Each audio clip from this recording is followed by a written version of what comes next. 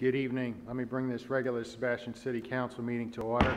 If you please rise for the invocation by Rabbi Michael Bernholtz. It is once again an honor to come here before the Sebastian City Council to be able to offer a blessing before you start this meeting.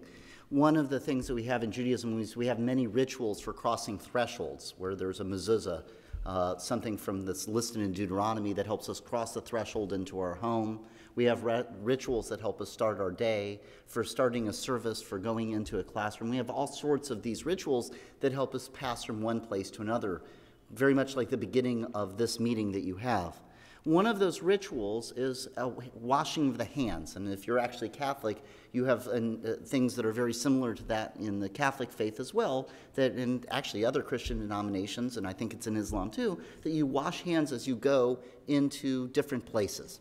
And in Judaism, you'll see hand washing that happens before you eat. You'll see it when you come out of the bathroom. You'll see it all kinds of different times. One of them is when you first wake up in the morning. And there's this, I would call it from folk tradition or superstition, that when you sleep, that these evil little dibukim, little spirits are on your body. And when you wake up, they get so scared that you wake up, they run to your fingers, and you're supposed to then wash them off your hands first thing in the morning. It's a really kind of fun one to be thinking about, of what does it mean to wash your hands to prepare for something.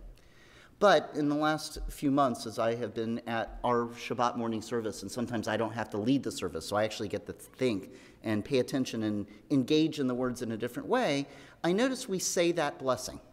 Baruch atah Adonai Eloheinu melech haolam asher kitshanu b'mitzvotav v'tzivanu, all netilat yadayim as part of our morning service. And every time we do it, I always hold up my hands and I look at my hands. I think about where they have been and who they have touched, what they have helped to shape and whose lives they have helped to support and lift up, whose hands I have shaken and what kinds of things I've had to brush away or even just let go of. As you prepare, I hope, City Council and also for the community that is gathered here, I ask you to take a moment to look at your hands, to think where you have been, what thresholds you have crossed, what you bring into this room, what you want to let go of, and what you want to be here to join with other hands in this place, as I offer this very simple blessing in English. May the one whose spirit is with us in every righteous deed be with all who work for the good of humanity, and bear the burden of others, and who give bread to the hungry, who clothe the naked, and take the friendless into their homes. May the work of their hands endure, and may the seed they sow bring abundant harvest. It is my hope that the work of this City Council and the hands of those who are here in this place might bring that type of righteousness and abundance to the city of Sebastian, to this place. Thank you very much. Amen. Thank you, Rabbi. Will you please remain standing for the Pledge of Allegiance? I pledge allegiance to the flag of the United States of America and to the republic for which it stands, one nation, under God, indivisible, with liberty and justice for all.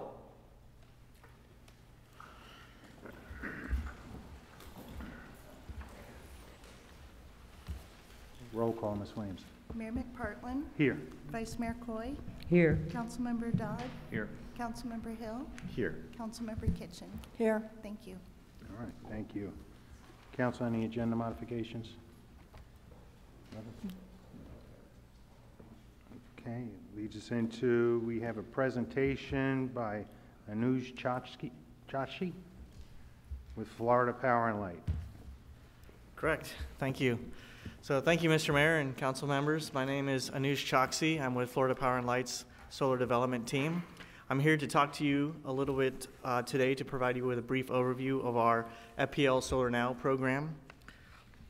I'll give you a quick overview. The FPL Solar Now program is an easy way for our customers to bring clean solar energy into the communities. Our customers contribute $9 a month on their electric bill to support solar throughout the state and in their local communities. We utilize those contributions to bring solar into the communities at no cost to the hosts, and we work with the hosts to develop partnerships to identify locations for solar within the communities. And below here in the pictures, you can see some renderings of our solar trees, and I'll go into some more details about these specific type of structures that we look to bring to the city of Sebastian. So there's certainly a number of benefits to provide solar to the city of Sebastian and bring solar to the local community. Number one, we do aim to raise awareness of solar energy. We would like to bring solar generation into the community. Our designs are a little bit more of a architectural solar or progressive design, so we look to bring a very attractive design to the community, especially where we're going to be installing them in parks or urban areas. And then if there are other investments in renewable energy and efficiency, these definitely tend to align very well with those other projects and other sustainability programs. Now, one of the type of structures is the canopy designs that we have. You can see the various types of orientations of the canopies, and you can also see maybe that the canopies have a slightly different look than maybe some of the other canopies that you've seen. The panels here are a glass-on-glass panel. The aesthetics for the structure are meant to be very nice, so that when we put these in locations throughout the community, that they definitely stand out and inspire people about solar. So when you stand away from the canopy or even directly underneath the canopy, you can see the glass-on-glass solar panels and really understand that, you know, you're standing in the presence of, I guess, clean, renewable energy. And the canopies have a variety of uses. So, you know, the typical parking canopy is shown on the top left and bottom right. But then you also have opportunities to use the canopies to cover and provide shading for other applications, which makes the applications of the canopies very versatile. We also have the solar tree designs, and there's two types of solar trees. There's the curve and the lift. The curve is slightly smaller, provides about 120 square feet of shading, and has an integrated table where people can congregate. And there's even the option of having a USB charger there, so people can charge their mobile devices as they're waiting or resting or whatnot, right? And there's also an option for a seat, which I'll depict in a further slide. The lift structures are a larger structure, provide about 200 square feet of shading, and definitely have a stronger presence and have a neat aspect in that they do provide more shading to an area where you may not be able to do a canopy or some other type of solar. We've deployed these at a variety of areas throughout the communities, and the top left is the Brevard Zoo. The right is our Manatee Viewing Center in Riviera Beach. The bottom left is the Palm Beach Zoo, and the bottom right is the Frost Science Museum in Miami Beach. So all really neat applications of solar in areas where other forms of solar may not be applicable, or may get as much or may not be able to educate folks on solar in quite the same fashion. As far as the applications here in Sebastian, we're working with Mr. Griffith on possible locations, and certainly the Sebastian Riverview Park is a very prominent park and a very nice place to put a solar canopy. So as far as the location here, this is in the parking lot just adjacent to the Sebastian Riverview Park, in the back of the lot, away from where the boats and those other areas are for where they typically park on. And you can see here, this is a 14-foot clearance, so that there's no impedances from emergency vehicles or anything like that. One thing I'll also mention while we have the rendering up here is that all of our structures, regardless of the canopies or the trees, are rated for the hurricane wind load. We design them to the Miami-Dade standards. So that's something that we definitely want to be cognizant about here in Florida, especially on the East Coast. And the next area, also in Sebastian Riverview Park, we wanted to look at, what's some other applications that, we can apply this to, and what's sort of an innovative way to apply solar. And there is a splash park here. It's kind of hedged off here, but the, I believe during storms and things, whenever the storms do come, those canopies have to be taken down, and they don't necessarily cover the entire splash pad. A canopy type structure would be able to do that, would need to be removed. So, and it would also provide shading to that area where that splash park is. So, pretty neat application of solar, not your typical, park canopy type application that's there. The next application is right adjacent to that splash pad. There is the Veterans Memorial, and there's, from what I understand, there's a number of events that are held there throughout the year, and the bleachers, do not have any shade, so this would be a nice little canopy that we could present there that may be a potential option to provide shading for the folks, the visitors that attend and sit at the memorial. The other location we looked at was at the Sebastian Bark Park, the Bark Dog Park, and we're looking at the solar tree. It's a park area, so we're looking sort of a softer, friendlier type design. And these solar trees are the curved structure that I mentioned earlier, but these are rendered with the bench or the integrated seat, so that people that are at the dog park and walking their dogs or just allowing their dogs to roam can rest under there and have the shading while they're at that location. So another neat aspect or neat application of solar to put something there where you wouldn't typically have a device or a structure like this. As far as to showcase some of the partnership and really look at what we have some signage here that depicts that it's a solar tree. It's part of the FPL Solar Now program, which is recognizing the participants in the community. And I didn't mention it, but there's about 80 participants in the city of Sebastian that are currently subscribed to the program or are enrolled in the program. There's also a text back plate which directs folks to a custom microsite for that location. So it would be specific for the city of Sebastian Riverview Park and specific to the location of the dog park, which will provide people information about the program, the actual location, and then even a snapshot of how much generation is being produced from the solar structure that is there. And then there's also the option for a ground mount sign, which allows co-branding for the city of Sebastian to put an insert in there, which can talk about events at the park or other sustainability initiatives, or even an insert for perhaps solar education if desire. So there's some flexibility there, and that actually is an insert, so it can be changed on any frequency that you guys may have. So if you guys are agreeable to this, there is also a land agreement that is tied to this, and I've provided that to Mr. Griffith for review. But I'll open it up to any questions or anything like that at this time. Well, I seen as the front page, it said free, right?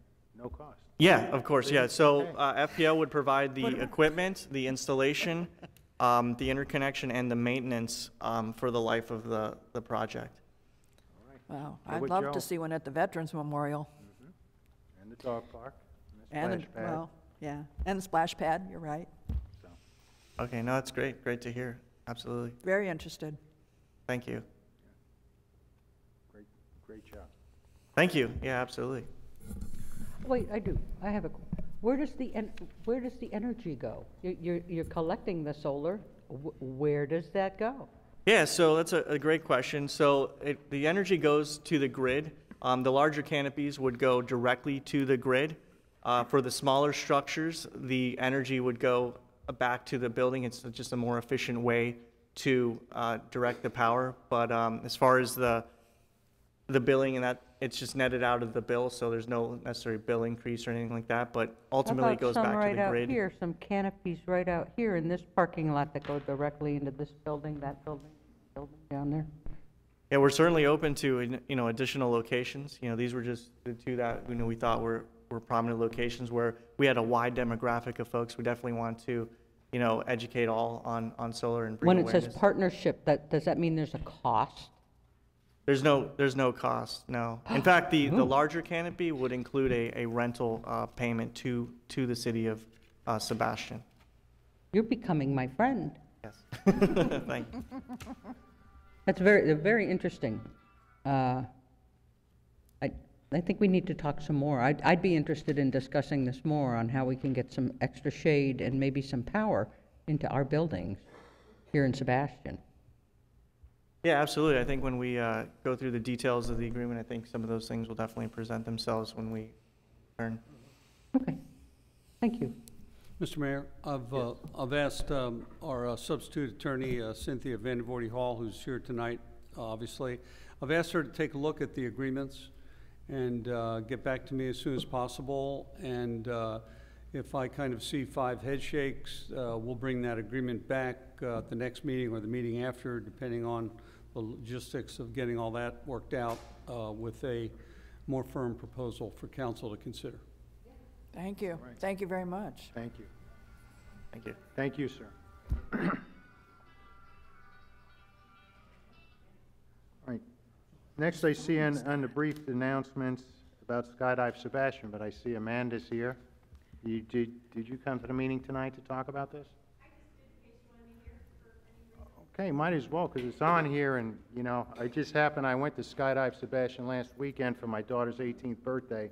She bamboozled me into jumping, so I met Amanda out there. Did you jump? Yeah. And I met Jeff, who was out there, and he had invited me to this event this weekend, and I had a little anxiety, and he said to me, he said, look, this is going to be the safest thing you do today. And it was absolutely awesome. And you're here tonight? Right, I'm here tonight. I've done it once. That was enough, but it was worth it. It was It's worth a it. fantastic experience. Basically, we have a fantastic jumper, Jeff Holmstock, who's very motivated, and his father's a veteran. So we wanted to make sure that we could do something for the community with the American Legion is here. So we're working with them.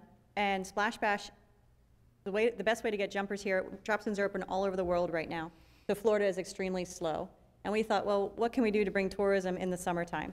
So this is our way of enticing them by putting up 3-foot pools, because that way in between loads they can jump in this little 3-foot pool and cool off. But we're bringing in a Huey helicopter, which is going to be a little noisy, but what attracts jumpers from all over the world are different aircraft that they can jump out of.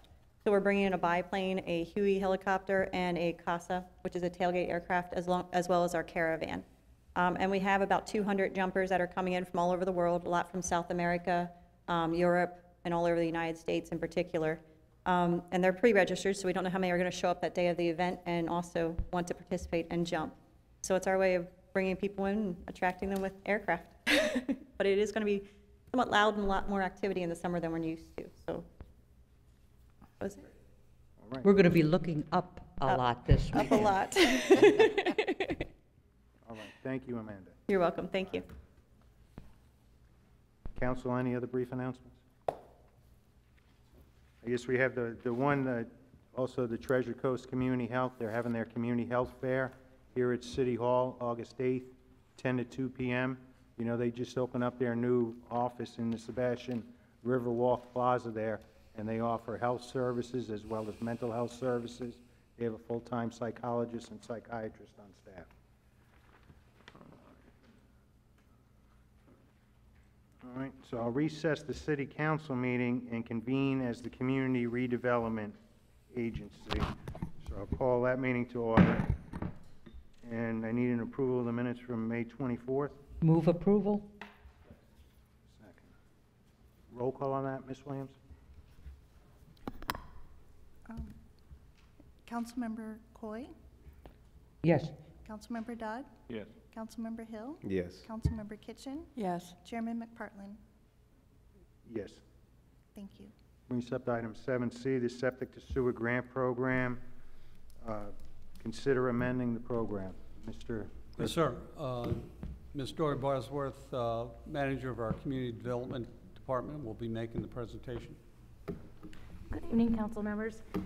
We were, shortly after the assessment letters from Indian River County went out to eligible property owners in the CRA that were going to be able to hook into their North County sewer project, we were approached with their assessment letter, and their question was, would their assessment cost be able to be covered with the grant? And it is CRA money, so that is one question before you for consideration. If it was to be allowed to be covered by the grant, we had another resident in that area that did bring to our attention and brought an idea that we also wanted to run past you, is that the actual sewer line would probably not be functional to have these residents hook in for at least another 12 to 18 months. And they were concerned that maybe they're not, the grant fund would be depleted, or there wouldn't be enough money for them at that point. So they were questioning if they could apply for the grant. And certainly the grant parameters as it is that the grant is good for 12 months, but it may extend to that. And they were thinking that if they were to possibly, they wanted to start an escrow project, so if they were to come up, we were to come up with a figure, $1,500, $2,000, that they would put up as earnest money that the city would hold in escrow. It was a way for them to say, look, we're really serious. When we can hook in, we will hook in. And at that time that they do apply for the grant and come back for reimbursement, we would also reimburse their money for escrow. There's still maybe some little details that would have to be worked out, but that was the general idea for this program. It certainly doesn't mean that those people would have to do that right now and everybody come in with escrow money, but if you wanted to kind of put that grant money aside and hold for you, it was a program that we wanted to bring before you too, to see if it was something that you thought we should set up. Mr. Mayor. Yes, sir. Yeah. Am I mistaken in the thought of the grant funding is to encourage businesses to go ahead and hook up and get off the septic down there? Businesses and residential. This is in residential, okay. I also understand through reading this that this will be charged to that homeowner regardless of whether they hook up or not. So it wouldn't be, so if the homeowner hooks up or doesn't hook up, they're being charged just by the county.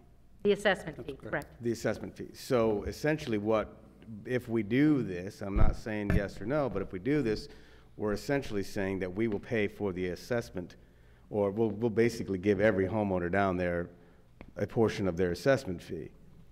And so the idea of the grant is as an encouragement to get people to hook up. This would simply be covering the expenses that are already going to be out there.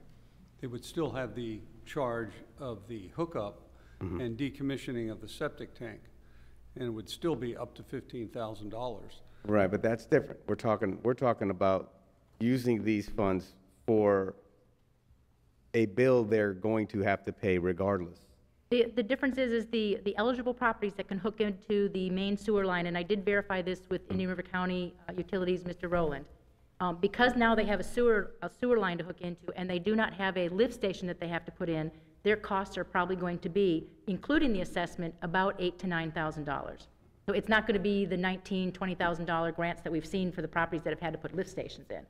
So if we don't say we're going to pay the assessment cost, they would have to pay that $5,000. And they've got the way through their tax bill over 5 years.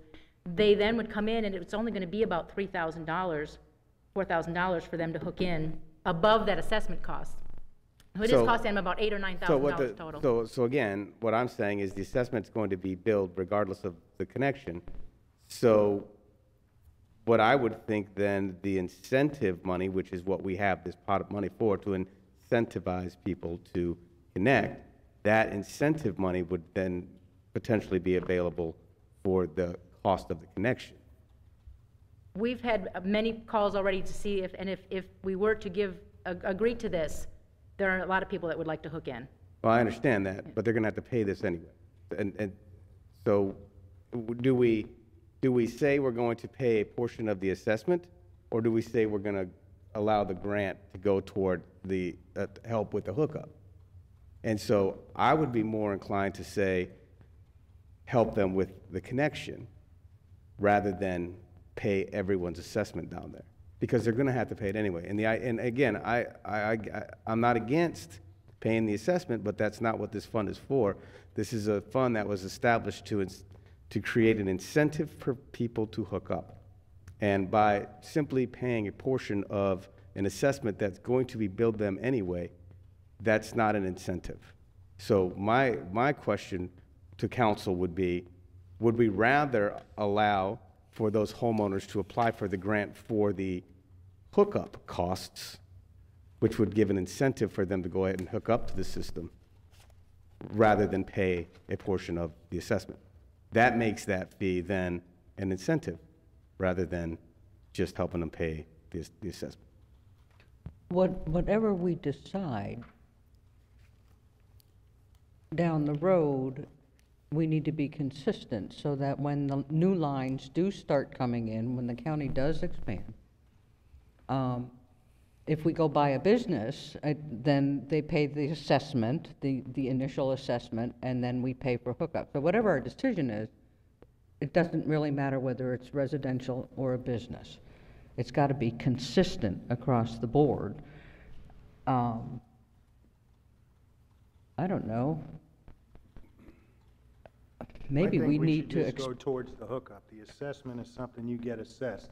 Everybody has that, so that, you know, it's kind of like it's free money. But to hook up, to go with the cost of the hookup and just leave it at that. Because I think if you start paying everybody's assessment, then when they extend the sewer line somewhere else, people are gonna look for you helping me out with what I'm assessed. Well, not everybody has to pay the assessment in the CRA. It's only those that are eligible to hook into this new sewer line. So it is only the properties that are, the application that's before you tonight, we checked to see if he would benefit for he did not get an assessment letter. It is from North Central, north, along US 1 and that North Central area, and that area that's going to be able to, even though the properties on Indian River Drive, north of Captain Hiram's, did not get an assessment letter. Only if you're going to be able to hook into this sewer line that's running along US 1. So not everybody in the CRA is going to be able to hook into this North County sewer project and got assessments. So properties... Even the ones that are vacant lots, that don't have a septic system on the lot, are still getting assessed. Right, and the value of that's But going they to would not- transfer with the property, though. So, I mean, the question is, it's quite simple, I think, that we have to answer. Do we want to basically give every single homeowner down there that's assessed, do we want to pay a portion of that assessment? It's quite simple. Or do we want to add an incentive for them to hook up, which the idea behind this is to get those septic systems out of the ground near the river. Well, maybe we need to do both. Maybe we need to do incentive for both, because this is not. No this is- incentive, there's I no get- incentive in paying someone's bill when they have to pay it anyway. The current grant system, I guess I'm hearing something that's kind of, the current grant system that we have in play in the CRA, does it cover residential property or just Yes. business property? Yes. We've always said the grant, excuse me, yeah. No, It I'm covers sorry. residential? Okay. As long as you Then remove the... We all know that, and in fact, I was gonna talk about that in a little while, when we talked about, but the Board of County Commissioners has begun the process to do, they've done their first round of assessments, and surveys in order to begin to move the entire county within the urban service area. So now, in the next 6 or 7 years, what we do today is gonna be multiplied by Could you say that again? Please the say Board of that. County Commissioners approved at their last meeting a engineering report that classified 345 areas within the urban service area that do not have access to sewer based on a ranking related to the chemicals that they produce that can go into the Indian River.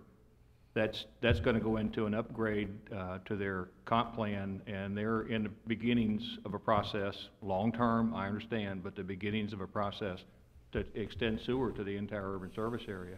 Might be a 20-year project, but what we do today related to residential is going to be a major expense as this begins to roll out. I mean, I think the closest Sebastian community on their engineering list is probably number 70 out of the total of 345 to be serviced, 70th one down the line that has potential impact. So the ones that fall in the top 50 are actually right on the river, and for example, but the process has started. And it's going to take a long time, but we're talking about now, if we decide today that we want to pay the assessment fee for every residential property under this grant program, then we've established a precedent to pay that fee for every residential property in the city of Sebastian. That's a big dollar amount. I'm sorry. So I think I agree with what Councilmember Hill was saying. To me, the grant program should be for connecting, and if you are in the process of connecting, how you spend that money, I don't think it should matter whether you spend that money to pay your assessment and pay a contractor, but it should be for connecting. And there needs to be some reasonable time frame tied to that grant in which they do the connection or they don't get the grant. And I don't know what reasonable is. In some cases, it might be a year from the time that service is available, not a year from today, because it's going to take them, this new property in the north part of the county, it's going to be a year and a half before they're even eligible to hook up in that process. I would like to clarify, because I think it may be miscommunicated, that we would only pay the assessment fee if you were eligible for our grant, which meant that you have to remove a septic tank. So you couldn't come in to apply for the grant if you had vacant property or you weren't going to connect. This was only if, as part of your grant application, you requested the assessment fee be covered. So we weren't intending that anybody could come in and apply for the grant to pay for their assessment fee. It was only if you were coming in to apply for the sewer grant to remove your septic tank, and this was part of your cost, was the payment of your assessment fee, if that wasn't. Right, so I guess the question there needs to be the cost, so I would say that the grant that should be given is for the actual construction cost of removing the septic and connecting versus the assessment fee. So it is an incentive to go ahead and do that. And again, as Mr. Dodd said, if they get a $1,500 assessment or a grant from the city of Sebastian, whether they put it toward the connection or the assessment, it doesn't matter as long as they do the job.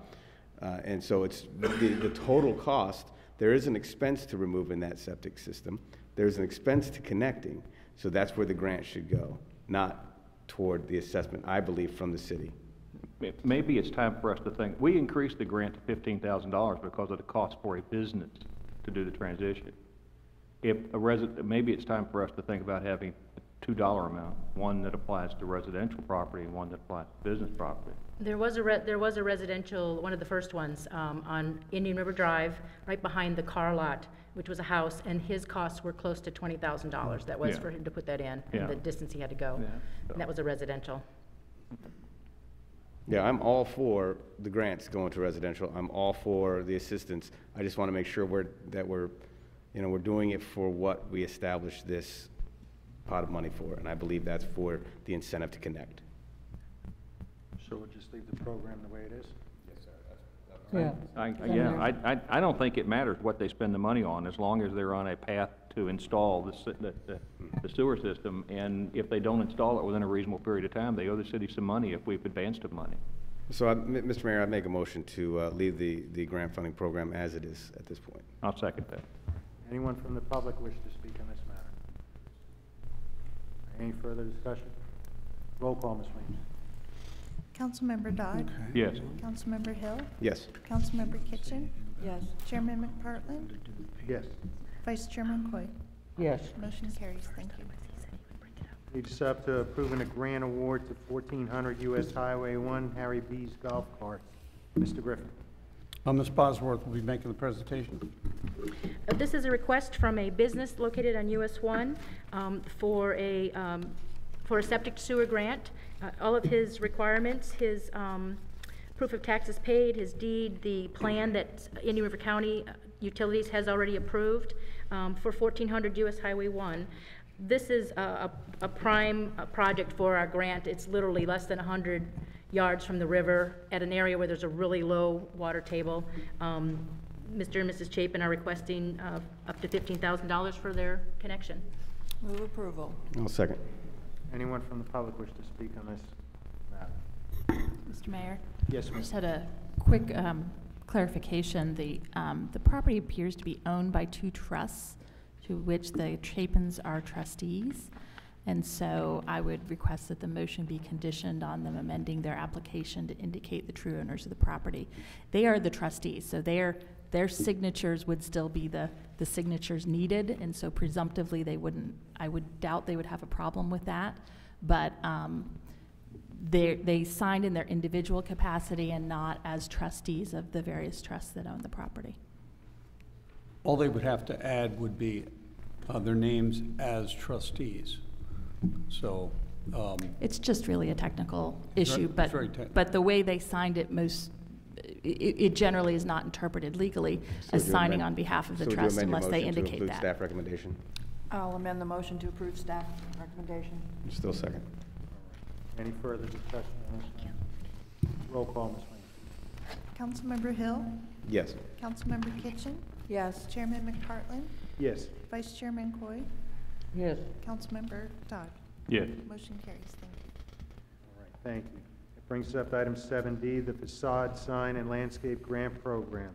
Mr. Griffin. Yes, Ms. Bosworth will be making this presentation also. Also, we have Mr. Tom Collins, he's here representing Hiram's, and he'll be asking to speak in addition. This is a request from Captain Hiram's North LLC. They are the current owner of the Best Western Hotel. They would like to update, refresh their signs. So they have submitted an application for the facade, sign, and landscape grant. They are also, there are some current updates and modifications that they are adding to the facade itself. And as I understand, Mr. Collins would like to request to modify this application request. Okay, just one question, if I may. In the first paragraph of the request, they're asking for $7,500, and then there is an additional $7,500 that they can come back later and request if they do facade changes. Is that correct? Is it the difference between the 15 and the 7,500 that they can come back later and request? I think that would be up to you tonight if you would like to make that as a second application or amend this application to include the additional $7,500 at tonight's request. Okay, that's fine. I just want to make sure that I was reading that correctly. I move approval. I'll second. All right. Anyone from the public wish to speak on this grant award? Yes, sir.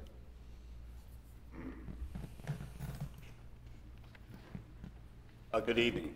My name is Tom Collins. I'm here representing our Hiram's LLC North, which is the owner of, same owners that own Captain Hiram's own the Best Western also. First, I want to compliment your staff. Joe and Dory, we're kind of behind work here a little bit. We're doing a major renovation up there. And, you know, I won't bore you with a lot of the details. We've run into a major issue with the fire department that was completely out of hand, not expected, and very, very bad. I won't bore you with it, but I urge you to talk with your manager and you know, Wayne and their staff about what the fire department put us through, which was totally wrong. I mean, I've been in business here 40 years. Mickey Cap's in here forever, and when Mickey Cap gets upset, it's wrong. And for that, moving on, but with all that said, it set us back about 2 weeks. They virtually just kind of shut us down, and all we're doing is changing carpet and, you know, just kind of doing a full renovation. We are underway with all the renovation. We've done a lot of it. All our public rooms were done last year, and now we're in the process of upgrading all the rooms with everything brand new. We've gutted the rooms. We're going to do everything brand new. It was about a $650,000 project. Now it's about $750,000 with the fire department butting in. But anyhow, that aside, we would like to apply. We've formally applied for the grant for the signs. We'll be changing out all the signs. They're going to be more of the pastel colors in keeping with, you know, what the whole Riverfront District is all about. We failed to apply for because I wasn't really sure we qualified for, but we also looks like we're qualified for another, that's $7,500. We're also, looks like we're qualified for, because we're doing some facade changes around our piers, you know, when you drive into the drive-in windows, the drive-in where you check in, and we're painting the full building, and I have the painting bids here, which are like $40,000. You know, I have to say and give the city a lot of credit. This program started back in 2005, and it's been extremely helpful because when you go into the business of renovating, you think it's going to cost X, you budget extra, and after that, there's more extra, you know, so that these things have been very, very helpful. So I'm not sure if we can formally amend the, you know, application tonight.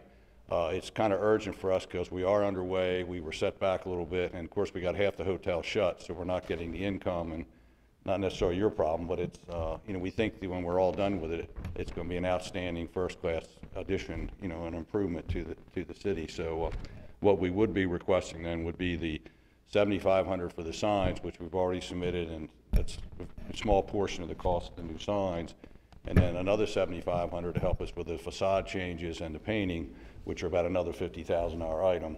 The $7,500 would be very helpful. So we'd be asking for a total of $15,000 tonight. And I'm here to answer any questions that you all might have.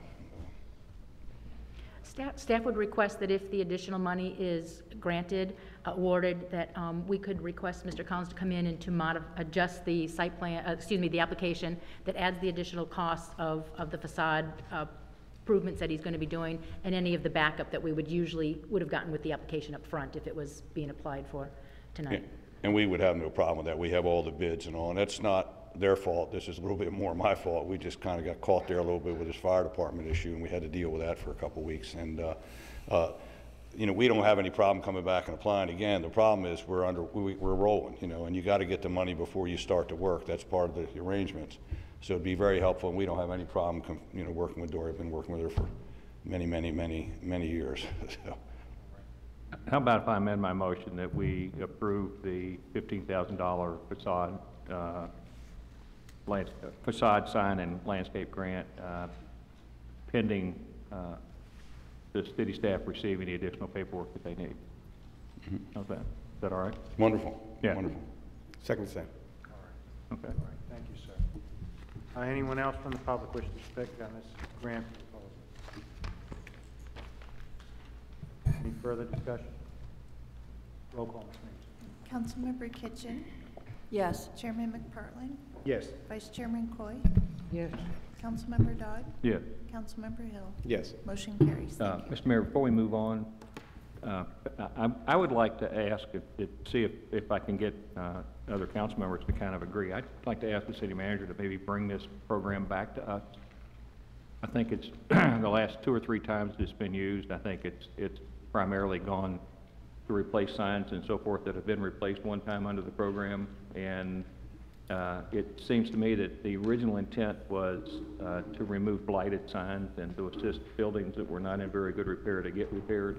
And I'd kind of like for us to maybe look at the program again and see if there's some changes we might want to think about about doing with it, or even if we want to continue the program, and maybe if we decide to discontinue it, use the funds for something like sewer connections or something like that that's more current of a problem for the city. Well, I'd certainly be willing to look at it. I would certainly not be willing to discontinue it because I think it's Okay. done a wonderful thing for our community. Yeah. But yeah, I mean, we can look at it, how we're going to go forward with it, for sure. Okay, we might even want to build some time frames in there that you can't get a second grant for doing a piece of work that was done within so much time or something like that, so I don't know. All right. Okay, thank you. Thank you. All right, I'll adjourn the Community Redevelopment Agency meeting and reconvene as the regular city council. Please accept item 8 and 9, our consent agenda. Move approval. Second. Roll call, Ms. Williams. Mayor McPartlin, Yes. Vice Mayor Coy, Yes. Councilmember Dodd, Yes. Councilmember Hill, Yes. Councilmember Kitchen. Yes. Motion carries. Thank you. Accept item 10. Anyone have any committee reports? I've got 2 items I'd like to bring up. At the last week's Board of County Commissioners meeting, they did 2 things that I thought might be interesting to Sebastian. First, they approved for the county's purchase of the Sebastian Crossings Shopping Center, which is near Walmart and next door to the Kentucky Fried Chicken. They're going to move the North County offices from their current location to there once they remodel that building. So the good thing is we're not losing the North County offices, and the other good thing is that they're going to remodel that shopping center and convert it to their offices. So I haven't seen that in the newspaper, so I didn't know whether it was public or whether many people knew that or not. And I talked about the other one before, but they have approved this survey. It's going to be available on their website, Joe, if you want to pull it down. It ranks all of the areas within the county now that currently do not have sewer service and positions them based on their impact on the river. They went out, they had an engineering test on things like phosphorus and nitrogen and stuff like that. The good thing about this is it is a beginning of a commitment to try to extend sewer service throughout the county. Very expensive long-term project, but it's something that if Sebastian can help maybe try to get some of the areas in our city moved up with the list, maybe we can qualify for some grants that the county can't qualify for. I don't know, but it's something worth us looking at. And it's a very positive move on the county commissioners to do that. Sir, Mr. Mayor, can I comment on Mr. Dodd's first comment? Yes. Does that mean the county will be paying the city taxes? I wish I could comment on that. Yeah, probably. No, what that means is we're They're going to have to come up with a lot of money to help pay fees for people to convert. No, I mean, moving the office building. Oh, you mean, no, what that means is they're going to be taking that building off the tax roll, probably. Yeah. Any other committee reports? We have no public hearings, no unfinished business. leads us up to public input. Anyone who has something to say that's not already on the prepared agenda? Now is the time. Leads us up to new business. Item 14A, first reading ordinance number O-17-03, the police pension. Mr. Griffin.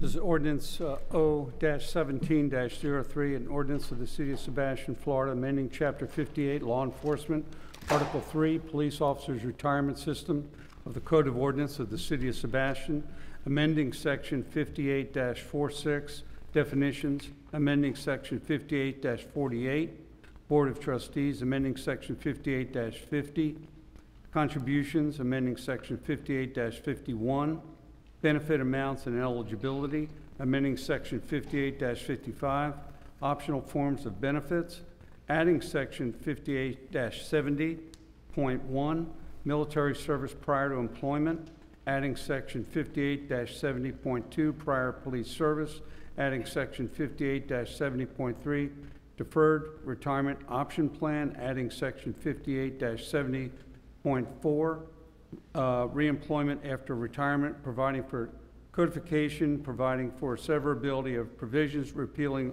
all ordinances in conflict herewith, and providing an effective date. First reading. I make a motion to approve ordinance number O-17-03. Second. Anyone from the public wish to speak on the police pension? Any further council discussion? Roll call, Ms. Weems. Okay. If we could just announce, we'll have the public hearing August 23rd. And Vice Mayor Coy, Yes. Councilmember Dodd, Yes. Councilmember Hill, Yes. Councilmember Kitchen, Yes. Mayor McPartlin. Yes. Motion carries. Thank you. Thank you.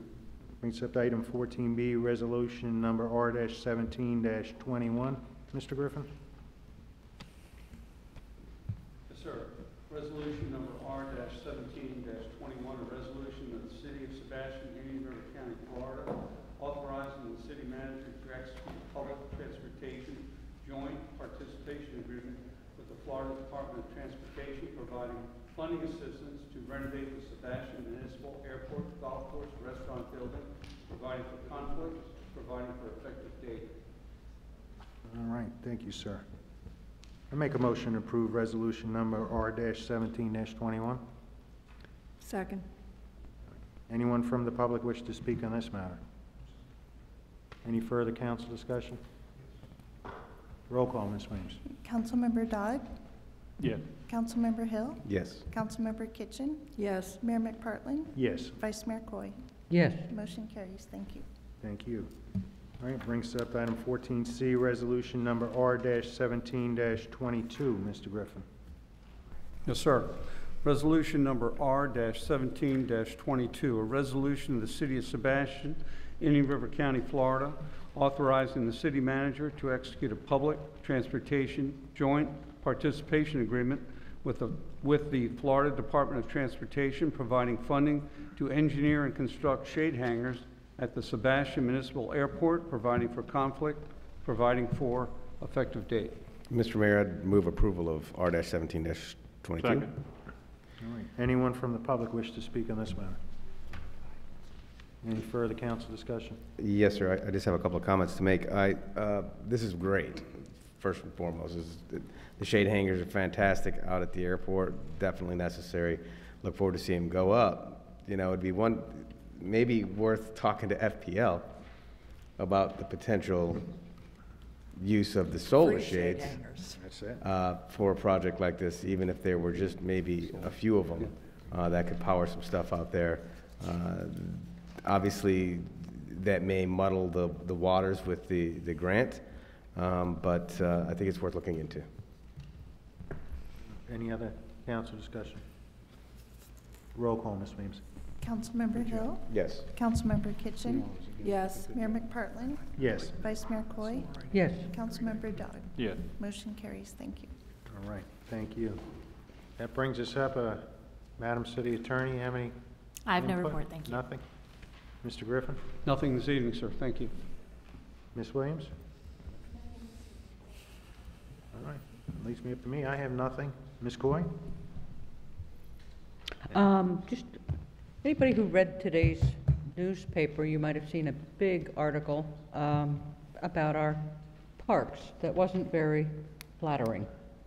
In fact, if you looked at it and just kind of cursory, you might get the idea that our parks are extraordinarily unsafe and don't take your kids there.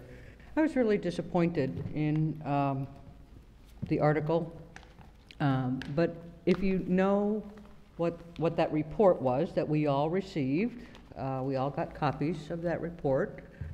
When you get right down to it, the equipment that we have is not all bad. There's a few pieces that need replacing, and that's being taken care of. In fact, the parts were on order prior to the inspection, from what I understand. And there's only like 5 pieces of equipment out of all of our parks. There's 5 issues that need to be dealt with. So I'm really disappointed in the Press Journal, but that's nothing new. It's not going to do any good to try to change their attitude up here. So I'm disappointed, but please, folks, understand that we are working to get it fixed, and they are safe, and well, that's enough on that. The other item, I was led to believe that a group was coming here. We all got this letter from the potential development at Shady Rest. Oh, you know, I kind of didn't know who you all were out there, so I kind of thought that was you. I was going to make mention of this issue, so I'll fill in here, because I'm not so sure it's appropriate for a discussion of this. But it's also not appropriate, or it's not inappropriate, for us to want to look at cutting, look at accommodating future development there, whether it be a specific, I don't think going into specifics is appropriate at this point in time for the council. So knowledge of what's going in there is not mandatory. But I think we have, and I spoke with the attorney, we do have an interest in wanting to encourage future development there. And in order to do that, to get anything of large scale, you have to be able to accommodate traffic in and out of there. We all know, if you go to, as you're driving up US 1, any time of the day, many people miss Walmart, so traffic starts backing up going northbound, right to make the UE at the Catholic Church. And we've known for a long time, and on Sunday for the Catholic Church, we have to have police officers out there conducting traffic. Things back up in that stretch of land there. And there is a need, there's some interest in building the Shady Rest development. The owner has fulfilled his complete 10-year obligation to all the people at Shady Rest. It meets everything we asked them. They belong in the city of Sebastian now. We annexed them. They have met their first 5-year obligation, extended it, and have now met their 10-year obligation to the residents. There's only about 16 people living there, and they're ready to move on and make it a development. This is a great opportunity for commercial development on that site.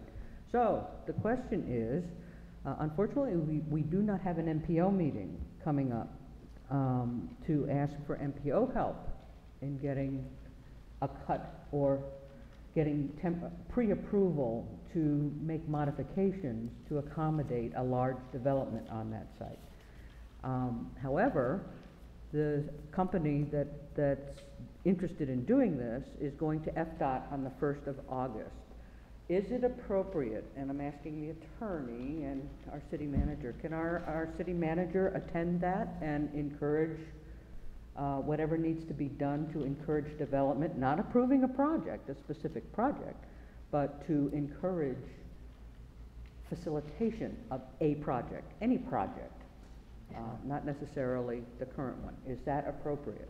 So Yeah, I let don't me have ask the any- appropriate question. I don't have any problem with that. Maybe we can call Phil Matson and see if he can maybe go. I was thinking of that myself, that leaning on Phil Matson to, and for the folks who have come here, Phil Matson has direct connection to FDOT on a daily basis. And the mayor and I sit on the MPO, Metropolitan Planning Organization. We deal with the transportation issues here. Unfortunately, we don't meet very often, and this month's meeting was canceled. So, because there was no business, you would have been the only thing on the agenda if it had come up in time. If I could make a suggestion, I think that rather than sending a city manager, it may be appropriate to have, if this council agrees, the mayor send a letter asking for FDOT to make make it more accommodating for development in the area, rather than be specific on it. But I think that's certainly appropriate. I think that's a wonderful thing. There's nothing we could do to state support of any project. Right.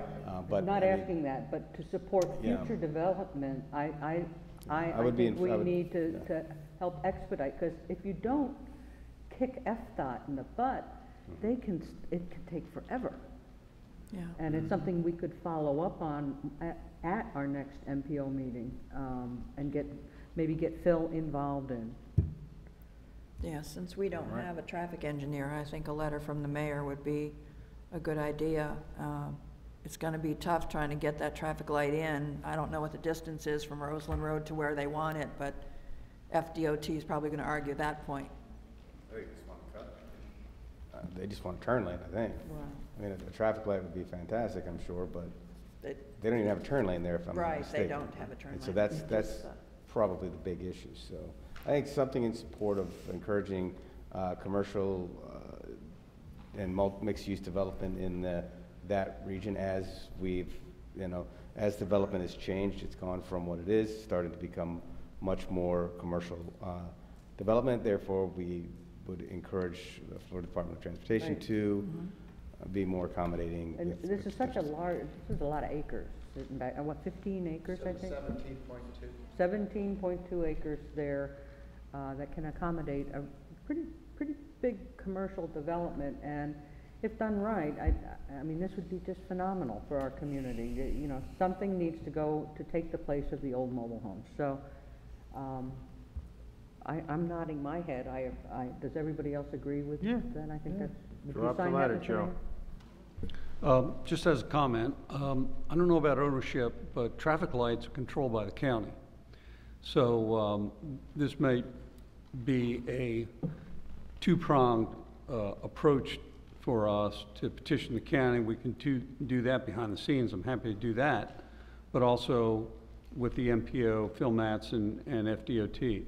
I am more than happy to get in the car and take a trip wherever I have to go to represent the city to do that, or author a letter for the mayor to sign and have that, get that out tomorrow. So whichever the council likes.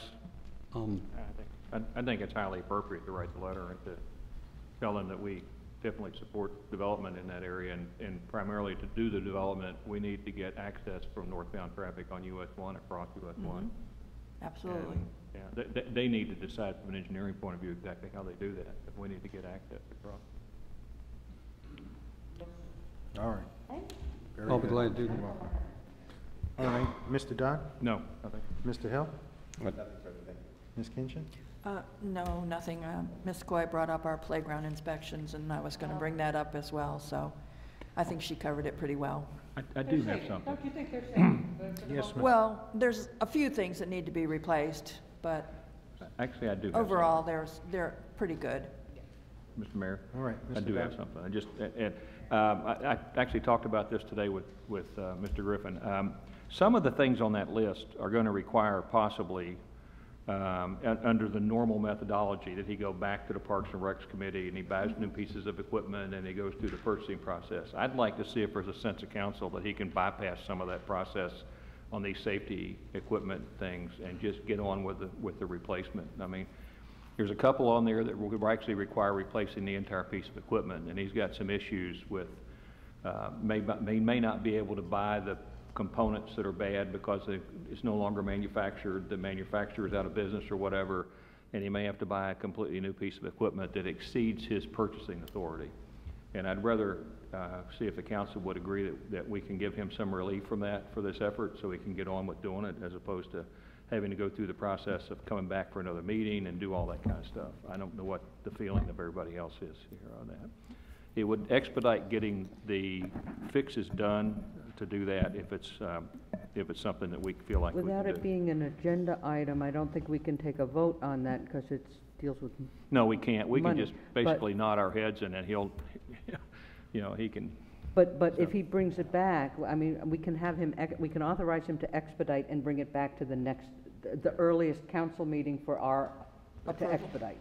So he doesn't have to ask approval to do this. Or you can at least bypass the Parks and Recs Committee on some of this stuff. Oh, there you go. Unless it's in such severe case where you can do an emergency purchase, that would be fine, and then bring it back after the fact. There you go. I just think some of these things are gonna get him caught in a procedural nightmare. It's gonna be 3 months or 4 months from now, and it's not gonna be fixed, and we'll see another one of those newspaper articles saying, well, why haven't you fixed it? Yeah. And if we can give him some relief to do that. All right. Fix it. Just fix it, Joe. All right, any other comments?